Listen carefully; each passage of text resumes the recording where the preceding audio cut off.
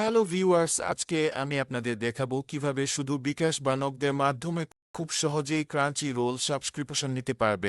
অনেকেই crunchy role premium দেখতে চান, কিন্তু ডুয়াল কারেন্সি কার্ড না থাকা আর দাম বেশি হওয়া একটু ঝামেলা। কিন্তু এখন আর চিন্তার কিছু নেই, আমি সহজ উপায় দেখাবো। চলুন এবার দেখি আমি কিভাবে দরকারি সব বিডি.কম থেকে ক্রাঞ্চি রোল সাবস্ক্রিপশন কিনেছি। প্রথমে ওয়েবসাইটে ঢুকে নিচে স্ক্রোল করলাম, তারপর ক্রাঞ্চি রোল সাবস্ক্রিপশনটা খুঁজে নিলাম। বাই নাওতে চাপ দিলাম, ভিতরে ঢুকে 1 মাসের অপশনটা সিলেক্ট করলাম।